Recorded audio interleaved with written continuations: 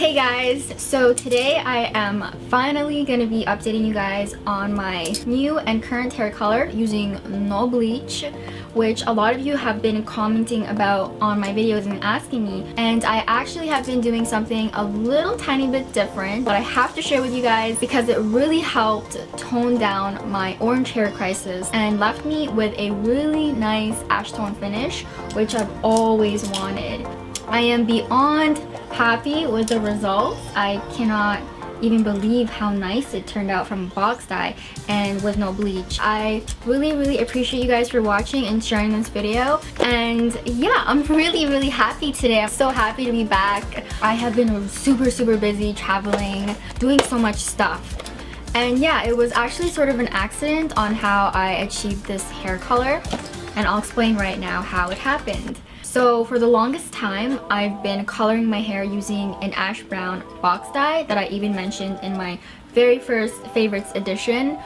That color was absolutely amazing. It did have some ashy tones to it and also a little bit of orange as well, which was fine because it gave warmth to my hair, and I just loved that hair dye. And lately I've been really sad because I couldn't find it anymore and it was just becoming a nightmare. It gave me no choice but to use their LC63 series because my roots were growing out and I didn't want to use bleach. It did lift the roots and everything because I do have dark brown hair naturally. The only problem is that this left my hair super orange. It was a nightmare, which made me go experiment, and I'm really happy that I did because their number 18 color in medium ash blonde, when you use it on top of hair dyes like this is a result.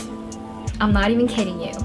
So what this does, since there's no bleach, it masks your hair and tones it down and neutralizes the orange. It's amazing, especially if you're like me and you want to stay within a nice brown tone and you don't want to go blonde or anything like that. Look at her hair and my hair.